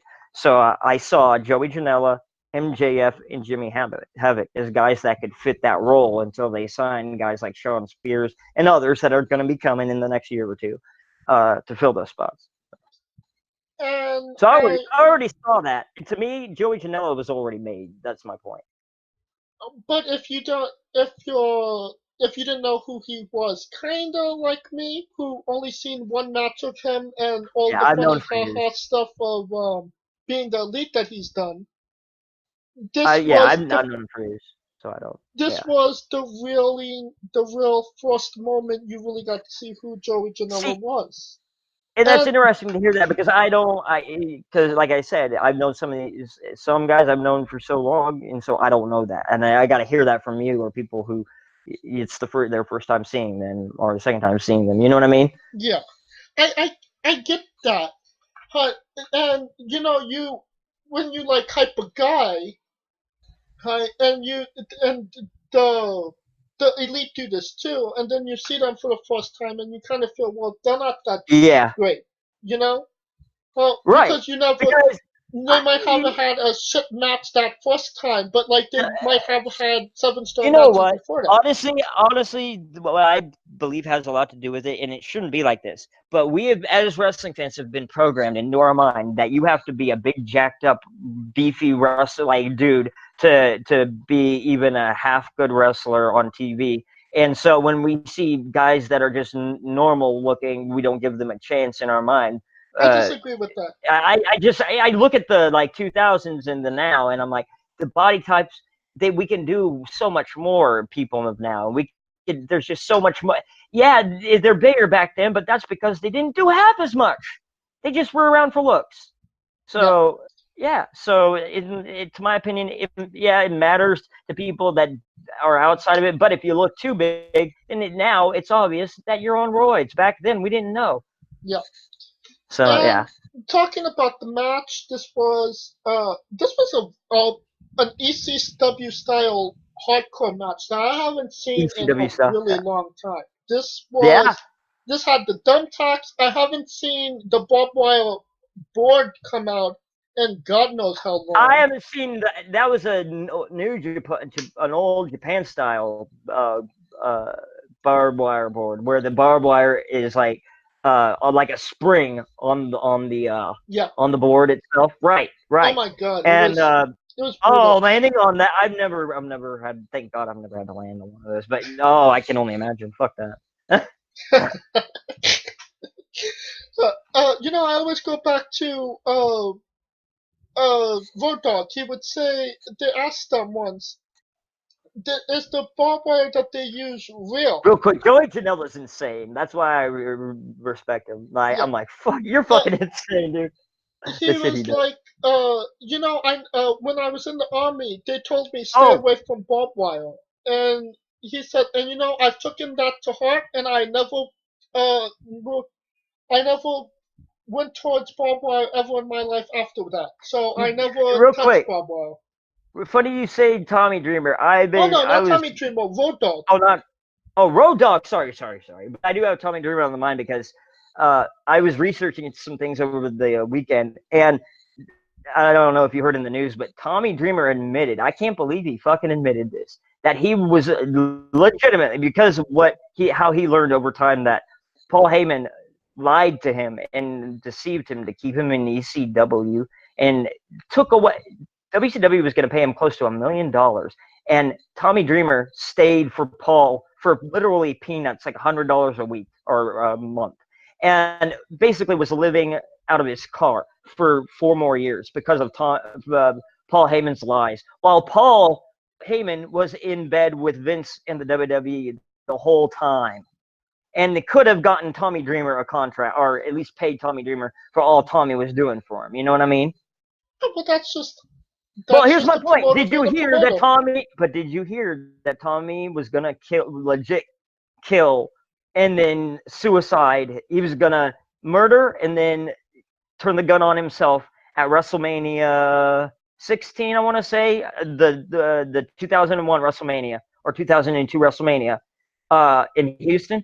He was legit gonna. He was so down from everything that happened. He was legit gonna. He was 50-50 gonna maybe murder and then kill himself, murder Heyman and kill himself.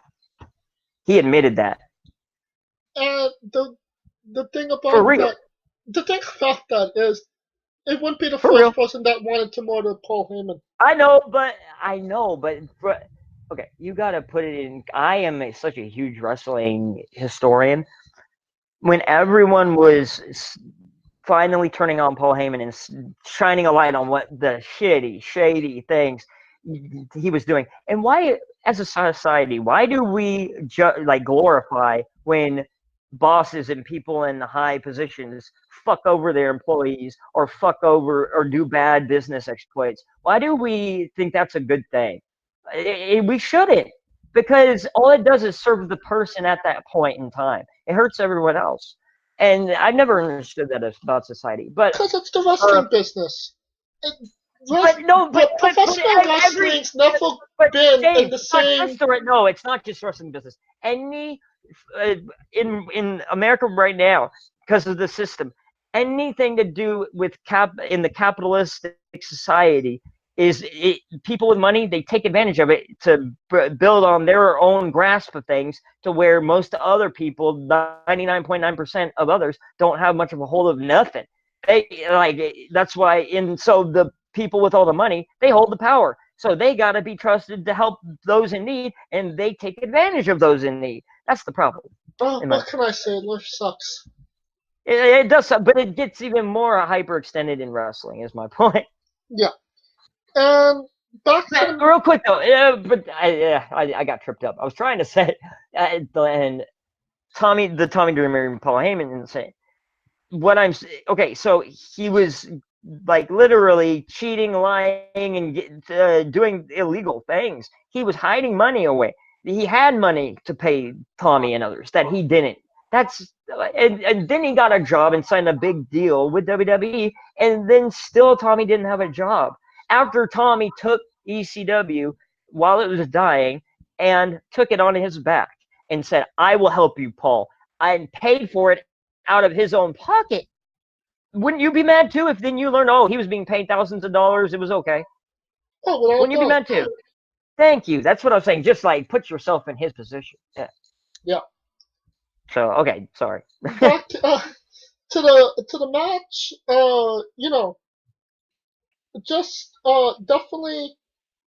This was definitely a ECW style match that we haven't seen in a long time. And it's kind of funny that Moxley left WWE, which is definitely a lighter way of wrestling, to do these crazy hardcore death matches. Yeah, you can get away with a lot more on night when you don't have to wrestle every fucking night. But Because you have time. But hear me out. You have time to heal. So if you're wrestling every month as opposed to every night, you can do more when you're on. But having a match like this, doesn't it shorten your career? Like I said, not if you're having a match once a month or once every month, 40 days, and you can heal your body up. Because if you have time to go through a mini car crash and then get your body back to normal, it's just as bad, if not better, than the day-to-day tear that, and then not just that of what the day-to-day tear does, but the mental grind it does to you. So. All right. Well, I mean, it's either way. It's if you can, like I say, if you have more time off to heal, you can do those like Moxley. You have more affordability to have times to shine like that, where you can do all your stuff, and then you don't have to wrestle for 30 days, and you can heal. With WWE, you got to be on the road the next day. You can't afford to have an injury. See what I'm saying? true. And obviously, Moxley won the match, and Obviously. yeah. And after the match, Kenny Omega came to attack Moxley. That was good. I was happy to see that for It made continuation of. sense in That's what I storyline. mean. I was happy to see that for progression of the storyline. Yeah, and it just made sense for it to happen. Right. And the funny thing is that, after the beatdown, Moxley was smiling, and he walked out, And which that's this character that I love. it gives him his heat That's back part of the as character the I love. heel. Well, it's just no, that's his character. The after he gets his ass beat, the guy who wipes the blood off and then puts it back on his tongue and gets that glimmer of craziness look in his eye, and then the twitch in his lip from the joy of the tasting of the blood. It's Yeah. it's I love that kind of character. I did play that kind of character. It's hard to explain, but that's one of the type of characters I played. And I loved that when I was doing it. It's such because you can be an actor and do the wrestling, but you're doing both. You know what I mean? Yeah. So it's best of both worlds. It's awesome. I And loved, yeah. And so when I see Moxley, I'm like, I know why. I get what it. Those have nothing to do with the gimmick. It has to do with his character. Everything he does has to do with his character, because his character has everything to do with layers upon layers, like an onion. yeah. And that should do it for our coverage of AEW Fire Festival. But That was I quite a long one. yeah, I thought it was a good one. I think it was a good second show. I thought it was better than It gave everything except the two shit matches on the pre-show. I loved uh, uh, triple triple tag to start the show. That was a standout match in my opinion. Mark Quinn standing out. yeah.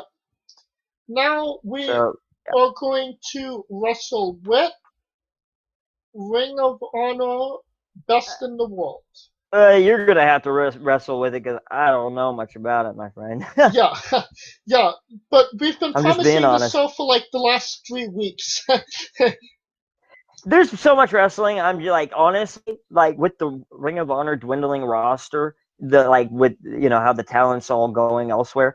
It my interest really is waning on that. I'm not gonna lie.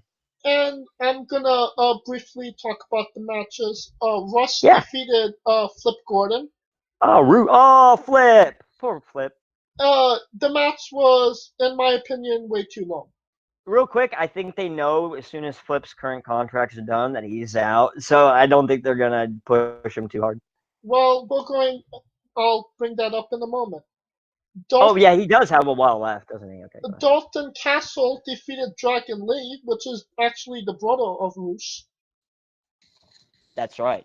Yeah. I like Dragon Lee. Yeah, he's a great guy, but again, maybe. No, I mean I like his wrestling, but yeah, I don't know him as a guy. I meant the same thing. Oh, okay. Again, too long of a match. Gotcha. Yeah. That seems to be a theme for ROH. The Allure defeated Kelly Klein and Jenny Rose. Because that's really all ROH has right now is good in-ring talent, matches. So that's all they have to hang their hat on. You know what I mean? Or try. But the match should have ended like 5 minutes sooner. Right. I agree with. I don't doubt it one bit. I'm just saying, they to me seem desperate with all of their talent, leaving and that they can't get any more talent in. And so it just seems like they're just overextending what they used to think was their strength. Yeah. See what I'm saying? Yeah. The Allure defeated Kelly Klein and Jenny Rose. Okay match. Then Maria Manic came out and attacked some. I like Maria Manic. First time seeing her, so it's interesting to see what she does. I'm familiar with her. I like her. I've always liked her. Right, and my old name was Mitch Mayhem, so it's kind of like Manic. Yeah. You have a fetish for the M's. Yeah, right? Yeah. Mitch Mayhem. If Mitch Mayhem married Maria Manic, that would be a storyline. That's what I'm saying. Yeah. But she's so much bigger than me. It'd be like her. She'd be like my dom. a woman like that, it would, yeah. Like her or Jessica Havoc. But there's no M's in there. Yeah, I could put an M in her. No, I'm joking. Yeah. All right. Best of 3 series. Kenny King defeated Jay Lethal. In my opinion, the wrong person won. Say that again. I'm sorry. Kenny King defeats who? Jay Lethal. Or I didn't hear that. Wait, just straight up? No, he cheated. That's a bad. Wow. That's surprising to me. I would not have Kenny. No, I don't. I don't like Kenny King he's kind of. In the past I had a run-in with him. I'll keep that between. But yeah. So I'm not a Kenny King fan either. So I'm just saying. I would never have thought. And Jay Lethal's loved by everyone. I would never have thought that he'd go over Lethal. You got a story, Mitch? Not now. Not now. Should we bookshelf that? Maybe. I got a lot of those. Okay, alright. Jonathan Grissom defeated Silas Young in a pure scientific rules match by submission. This was a... I like Silas. To me, Silas Young's one of the best matches on the card. Well, yeah, it wasn't. I would have seen this match. I would have liked seeing this match. Well, it was an excellent match. These guys had a pure scientific match, as the name would suggest. But the ending had that when the referee wasn't looking, Grissom kicked Silas Young in the balls and then put him in the octopus hole. Which got boos from the crowd. But if Silas would have done that to Gresham, there would have been cheers. Right. I love the double standard of wrestling fans. Oh, yeah.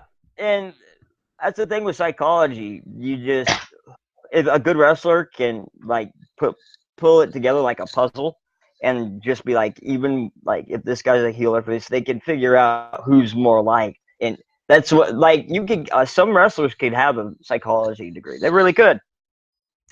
I think Silas has one of them because he knows. I think he knows how to get guys over. I was just gonna tell you. I'm glad you said that because I was just gonna tell you. I'm glad you brought up Silas. He's one of the most methodical and best psychological guys I've known, like in this era, like before the last era. He reminds me of a Magnum TA, the way he thought back in the day. Like, you know what I mean? Old school. Yeah. Reminds me of the way he thinks. If he was in another generation of wrestling, he would have been world champion by now. Oh yeah, absolutely. If he was in the previous generation, absolutely, without a doubt. Next match. You might say he came before his time, right? Oh, without a doubt. Or ahead of his. Yeah. Ahead of his time. Well. Yeah, you know what I meant. Yeah. Next match, Nick Aldis and Eli Drake took on the Briscoe brothers, which ended in a double countout. Eli Drake coming to ROH. That's good for ROH. not technically ROH. He signed with NWA, and Nick Aldis is a part of like a extension of NWA with Ring of Well, Honor. whoever got him, I like Eli Drake, and if it's NWA who got him, then that awesome for Billy Corgan, man. Billy Corgan's got more and more to build off of, and I like that. Especially if he did what he did with Nick Aldis, which is he signed a separate deal with Nick Aldis for NWA. So then he uses Nick Aldis around everywhere, and then gets a cut of Nick Aldis's money. See, and then he can then help build NWA off that. And so maybe now he's going to do that also with the guy who's coming in now. So Yeah, that's actually very interesting. I yeah, did not know that. yeah, Um, that's how he builds NWA, and so they help each other. They kind of scratch each other's backs. yeah. After the match, the Briscoes beat the crap out of Aldis until Camilla came out to save him. But she only came out for a brief moment, and once she left, the Briscoes started beating up Aldis again. Okay. This whole thing didn't make sense at all. It seemed like it was just maybe something to progress the Briscoes in this rivalry, but it didn't make a lot of sense. Yeah, but that doesn't surprise me. Unfortunately, the Briscoes are wasted a lot. I feel over there. Maybe. Oh, I believe they could do so much more in a bigger where there's more eyes on them. Probably, yeah. But And by the way, real quick with the NWA thing, they're an outside entity. They just are current like NJPW. They're just currently working with ROH because ROH has TV. See what I'm yeah, saying? Okay, just wanted to clarify that. Ring of Honor World Championship match. Shane Taylor defeated Bandito. This was actually a good match. Shane Taylor Wow! I'm surprised that Bandito didn't go over. Okay. yeah, cause they'll push some Taylor, and Taylor is for a big guy. He looked like a junior heavyweight. Right. Yeah. Yeah. That's. And he put on a pretty decent match with a rising star himself in Bandito. Next, And it has to do with the creative. Like they know shit we don't know. So if that's whatever direction they're going with, we don't know. So, or I don't know it. So yeah, just it's on whoever's doing it. What Bubba Ray and a few others doing creative. So yeah. Ring of Honor six-man tag team championship match. Villain Enterprises, Marty Scurll, PCO, Brody King defeated Tracy Williams, Mark Haskin, and PJ Black. This was arguably the main event of the night. People could have gone home after this match because this was the match everybody kind of wanted to see. Villain Enterprises came out with new Villain Enterprises belts and Legion of Doom pads, football Okay. pads. So yeah, they were over like Rover. Real quick though, going back to what I said back in like March, how Marty's contract with Ring of Honor ended in April, and it did. So he obviously did like made a contract extension without saying shit.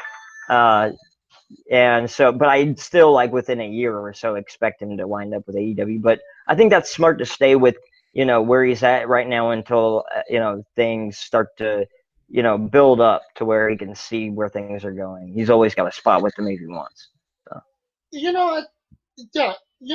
I think Morty is better out on his own right now. He's Joey Ryan. Joey Ryan chose to be on his own, and I think he made the right choice.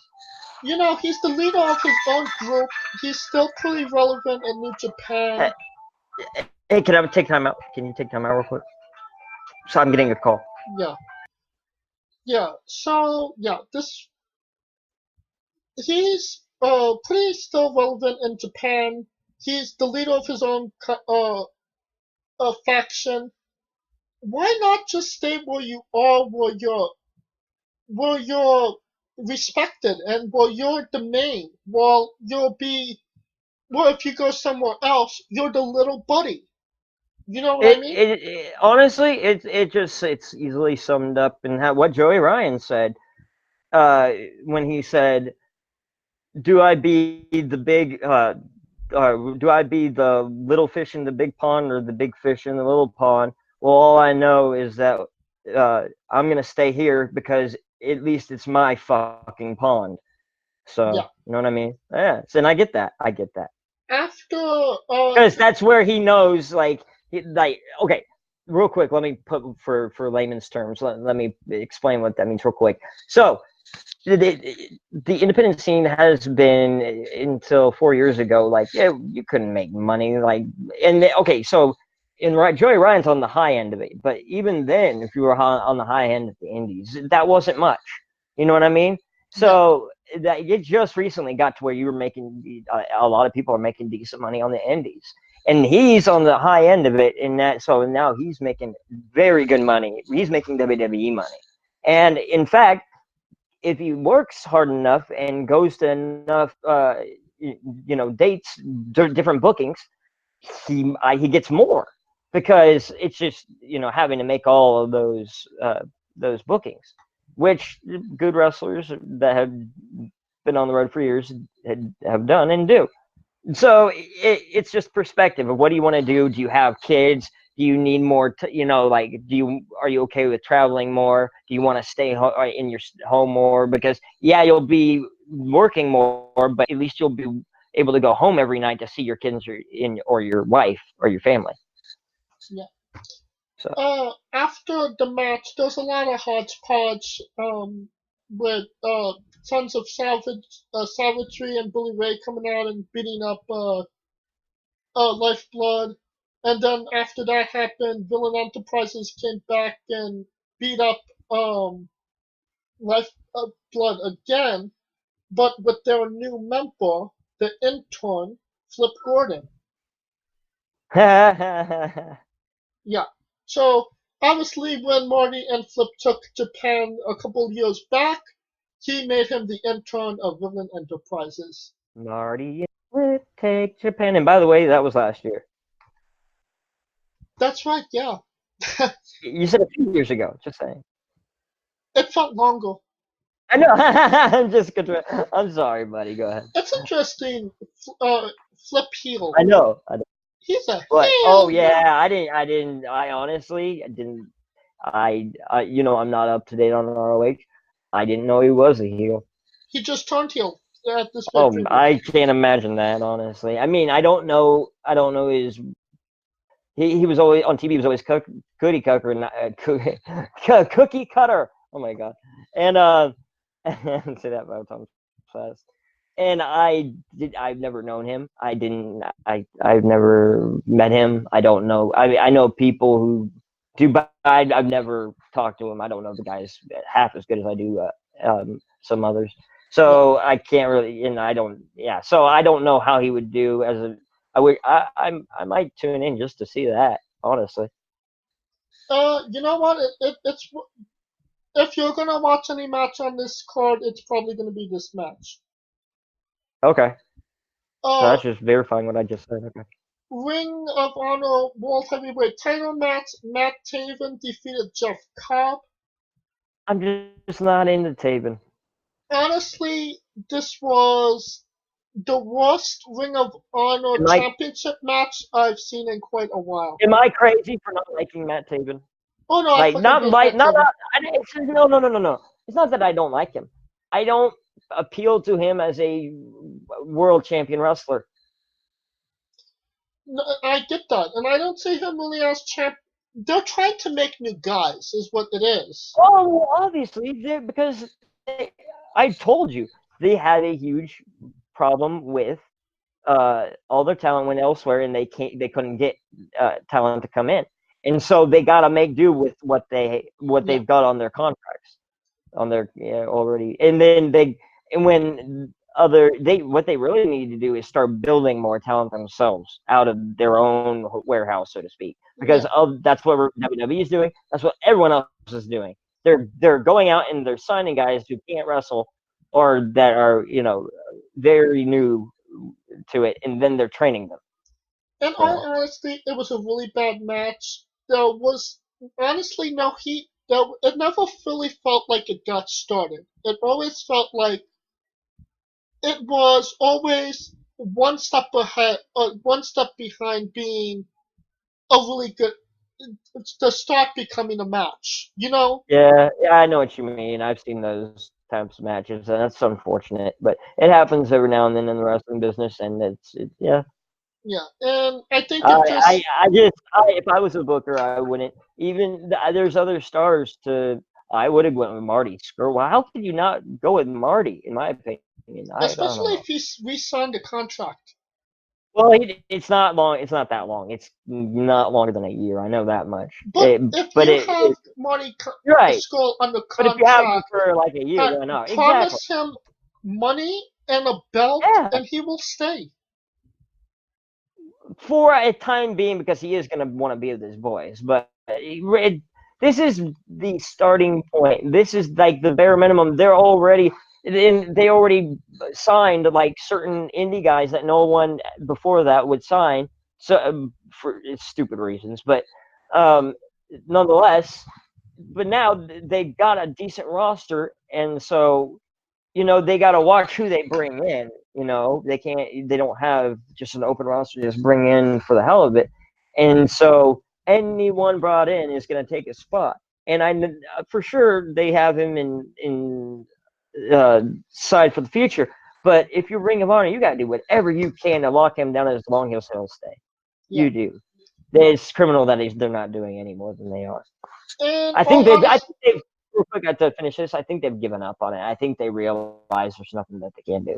But anyways. And all honestly, it was an okay pay-per-view. Not the best. More on the miss side, in my opinion. Yeah, Ring of Honor needs. Yeah, they need more talent. They need a better TV deal. They need a lot of stuff to go back. I think they're in a downward trajectory right now. Yeah, but the thing with Ring of Honor is that they're still going to be here at the end of the day. Oh, well, no, they're not going nowhere. I'm just saying in terms of projection. Every wrestling company, there used to be the big two. Now there's the big five, man. Shit. Yeah. There's so many, and there's so many good ones. And so all I'm saying is, out of like the top five, they're like maybe dropping to number 4 or 5 now. And whereas they used to be number 2. Yeah, you're up.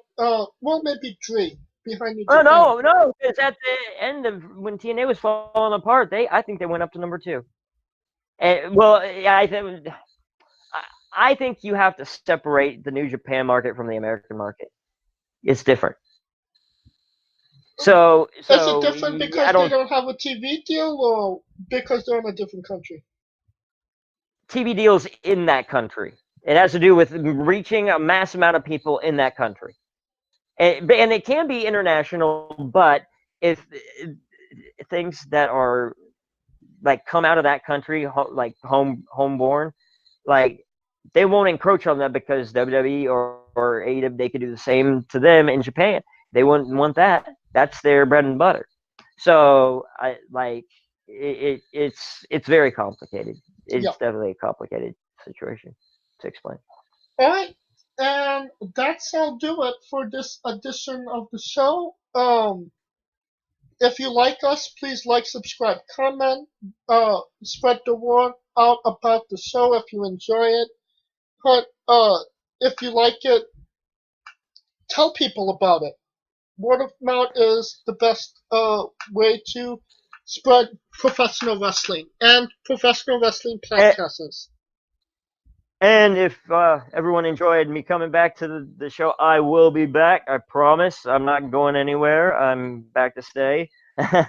So no problems. Onward and upward. Mitch, you need not to go into alleyways in Japan. What? Say again? You need to not go in alleyways in Japan.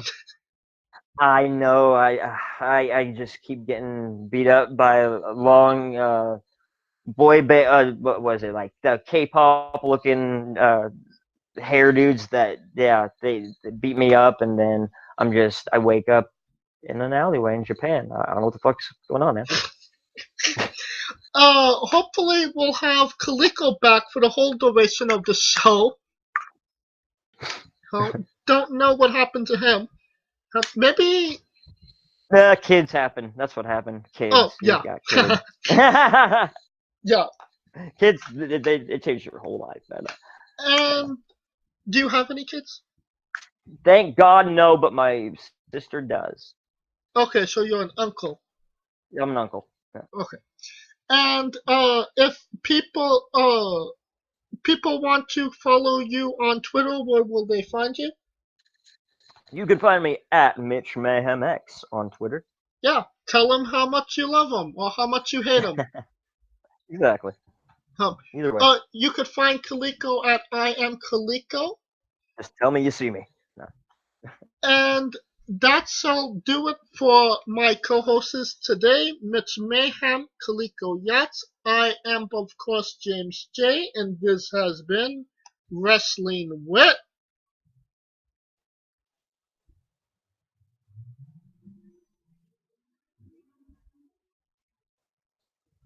Entertainment. Boom.